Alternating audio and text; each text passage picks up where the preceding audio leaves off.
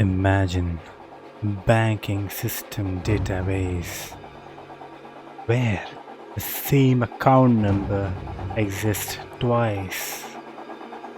An employee belongs to a department that doesn't exist anymore, and someone has set their age to minus 50 years. Or worse, imagine every employee can directly access and delete the payroll database.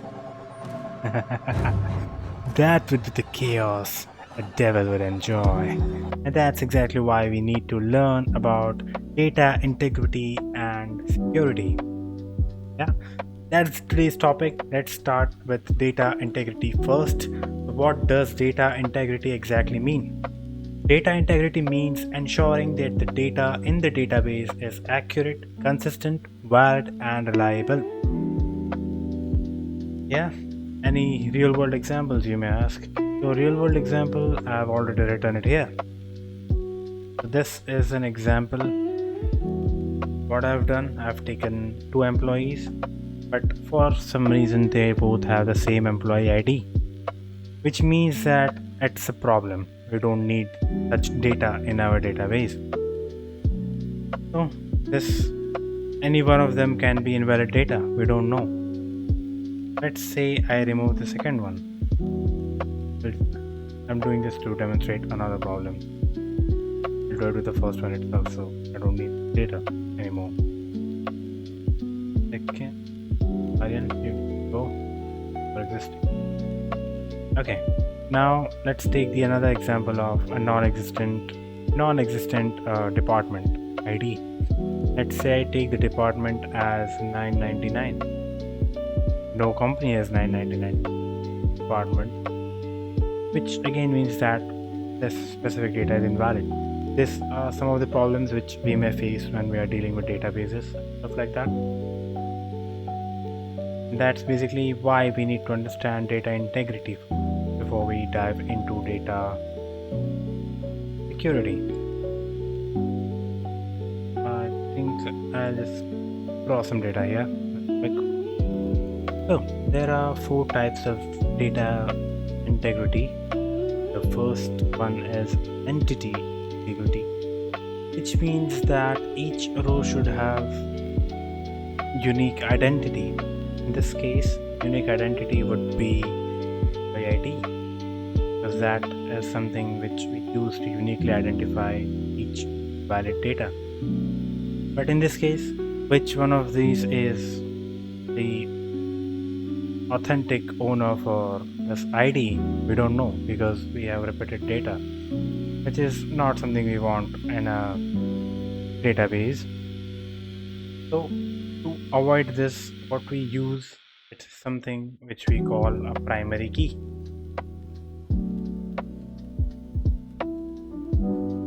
Let's take a look at this inside SQL. I'll just zoom in a little bit. Let's create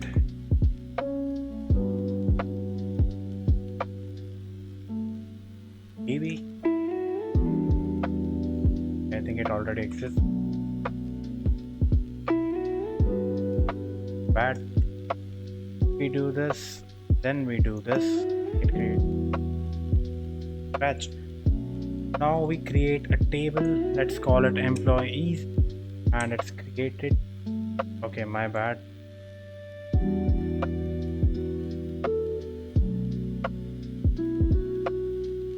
Now if I paste my thing here, as you know, I have a notepad where I put all my things, all my codes, and I just simply copy paste it here so that I save on time. Press enter, the data table should be created. Now let's try putting the exact data which we are using in the whiteboard. But would it work? I've inserted this so far. Insert into employees values 101, my name. We're not going for the department ID as of now. So one thing you should notice here is I've used primary key clause here. See if it works. It gives an error because 101 already exists and employee's primary. Employee ID is the primary here. So 101 because it already exists. It doesn't let the user insert duplicate data into the database. But if I do so,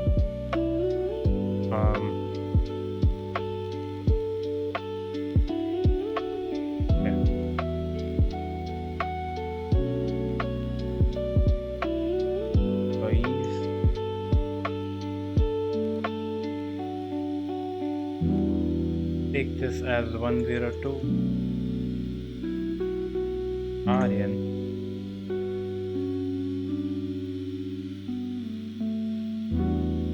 Okay, issue.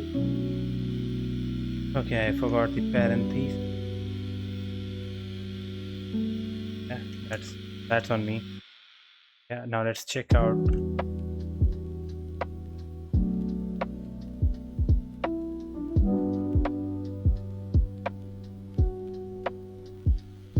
Data which we have.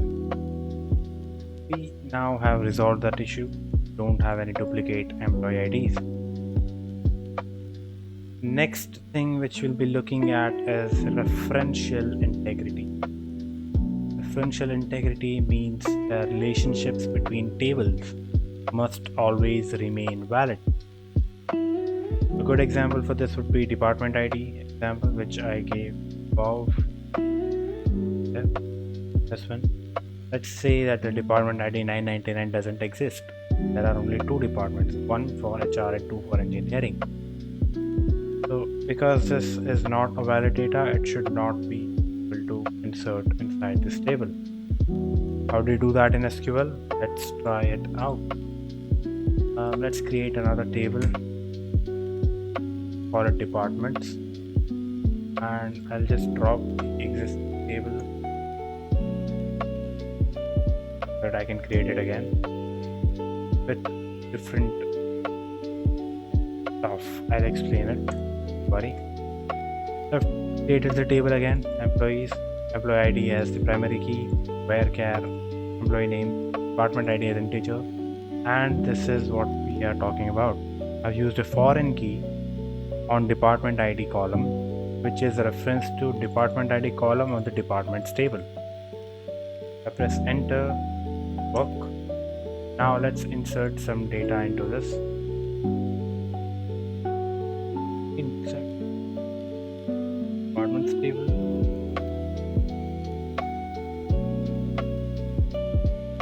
Okay, because we do not have any data inside the departments table, I cannot put 999 here. It won't let me save the data inside the employees table. Now let's put some data into departments table and let's try it out.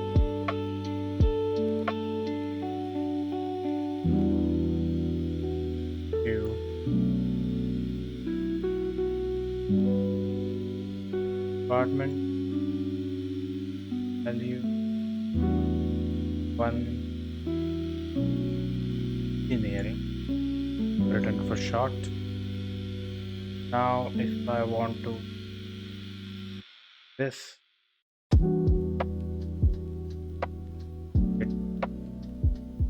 my bad, I paste it again. And I'll change this to, let's say, 1. Now it should be able to let me insert this data into the table, and it worked. Why? Because we have used references, and that's sort of integrity we are looking for. Referential integrity. Where did it go? Referential integrity. Yeah. Next thing which we'll be looking at is domain integrity. Domain integrity, which means this specific example of this guy inserting his age as -50. So when we consider domain integrity, what do we exactly mean? Domain integrity, which means that column should accept only valid values. Let's take a look at this inside our SQL.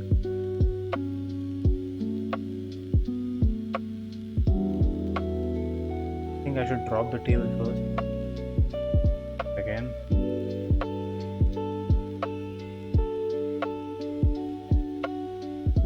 Good enough. Yeah. taking only the employee ID and age. This age, we are using the check clause here. It basically checks for this specific condition that age should be greater than or equal to 18 years old.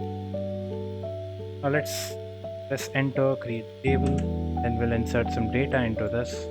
Of course, it would be invalid data at first so that I can show you the errors which occur. Here we go. We are inserting -25. It should throw an error that this is not a value that's valid. Constraint employee check 1 is violated. This check is violated and does not let the user insert the data into this. Next thing which we need to consider is the fourth type of integrity, is user-defined integrity.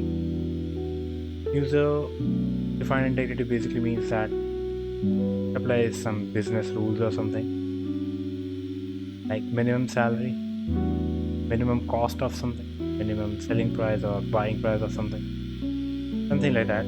Complete rules, if I want to summarize that in 2 words. Yeah, so far we have protected the data itself. Now let's protect who can access the data.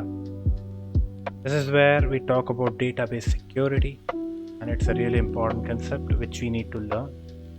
I'll just clear up the board real quick and then I'll talk to you. So, database security means that we are protecting the data from these specific issues: is unauthorized access, modification, deletion, data leaks and attacks. Real world example, if I need to consider, is that should interns be able to access the salaries of the employees? Definitely not. Should everyone be able to delete some of the employee records? Obviously not.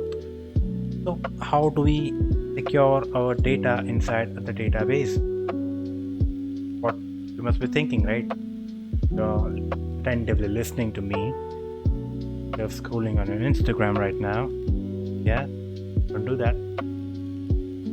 So let's start from scratch. What does security mean? That only specific people should be able to access some specific data, right? So for that, let's create the people first. Code for that is create the, call it my name right now.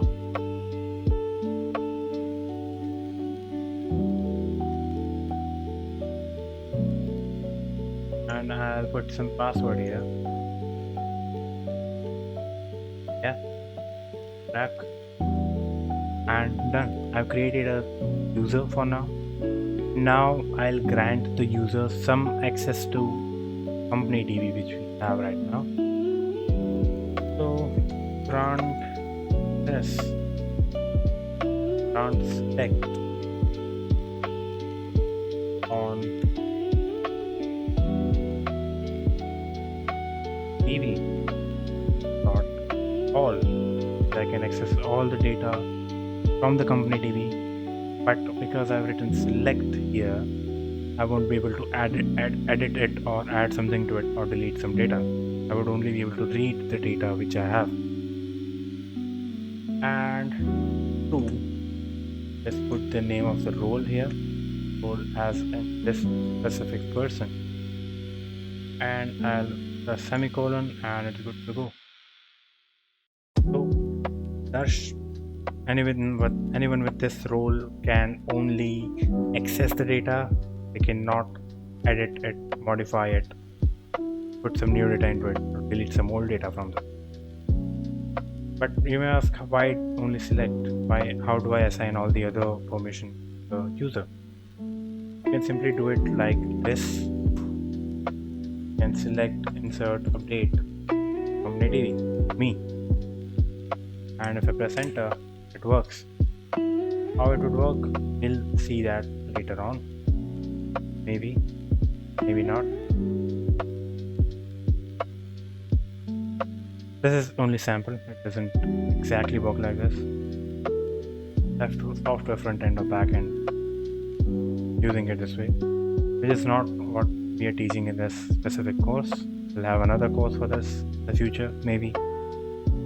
So let's revoke the permissions from search. We do this, all the permissions are gone. Yeah.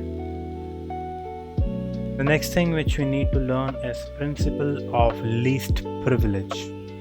It's a golden rule in software development, and the rule says that give users only the permission which they need, nothing extra from that, right?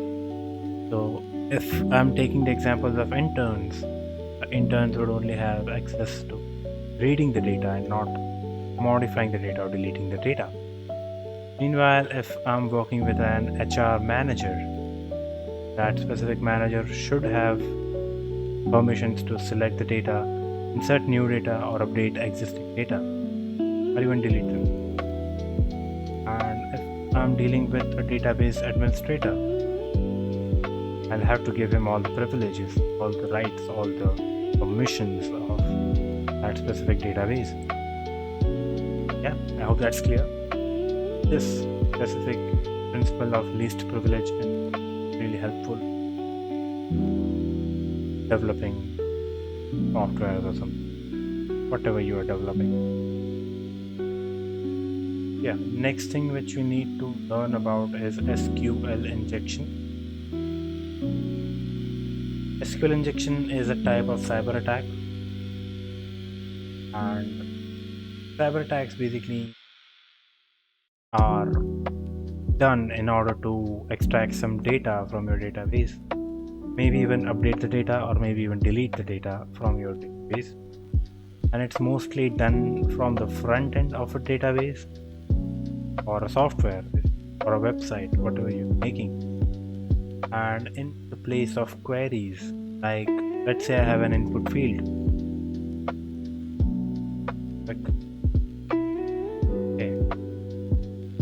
let's say I'm working on a website that would require the name of a user for some reason.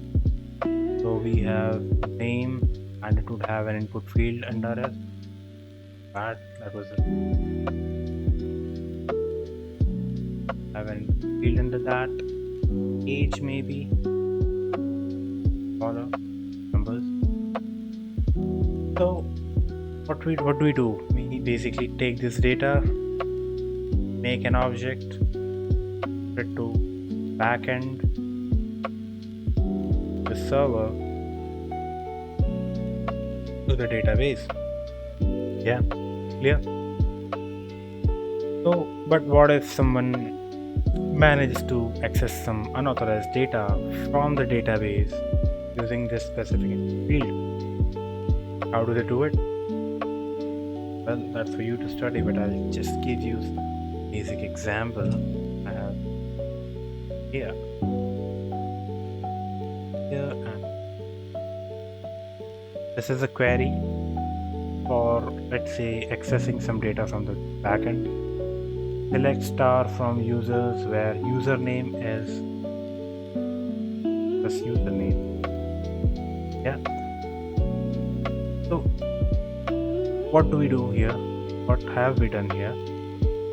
We're basically just neglecting the specific bracket here by, we can also have some password check here.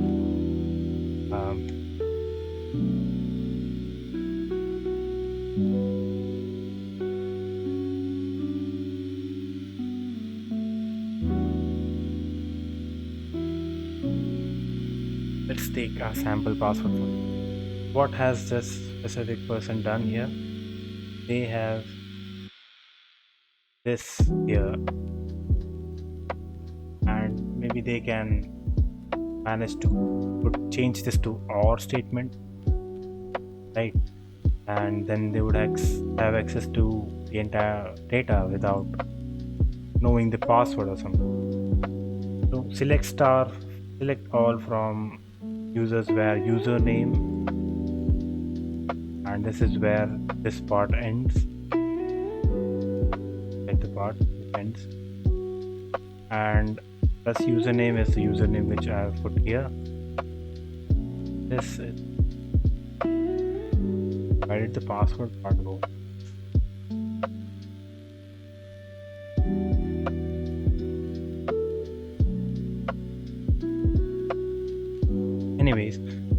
get the point of what I'm trying to say. SQL injection can cause data to leak. If I simply just remove this part from and so if I just simply do this is what I insert in that specific field, then I would have access to all the data, right, without actually going for password or something. It's really dangerous, so we need to consider this as an issue. Really dangerous when we are dealing with software which goes public and we are storing a lot of data in there. How do we prevent SQL injection? Prevent SQL injection by prepared statement, parameterized queries, and input validation. I'll give you an example in Python of it and text. Cursor in this case, cursor, this part, cursor is, what is cursor? Cursor is the thing which we use to connect the Python backend to our database. Cursor execute, and we are simply just using this query here. Select star from users where username %s, and then we are simply replacing it with valid username, whatever the user has entered. This way it can be avoided. The SQL injection can be avoided this way. Yeah, we can also simply just put validation on this field here, that name should be at least some characters long, or it should have some letters, or it should not contain special symbols or something like that. Yeah, that's everything I had to cover, all the concepts. Now let's talk about some real world examples of all this. So banking customers can only see their account and not anyone else's. In hospitals, the receptionist cannot access the prescriptions. In colleges, students cannot edit the grades. In e-commerce websites, customer cannot access others' orders. Every application depends on database security, and improving the integrity of the data and the security of the database is really important for carrying out any operation which you. So in this, today we have learned about data integrity, that entity integrity, referential integrity, domain integrity, and user-defined integrity. In data security, we learned about create user, grant, revoke, least privilege rule, SQL injection, and prepared statements. A database isn't useful if the data is wrong, and it isn't safe for everyone who can access everything. Yeah. So data integrity keeps your data correct, security keeps your data protected, and a professional database needs both. With that, I think it's good time to end the video, and I'll see you in the next one. Until then, keep learning and have fun.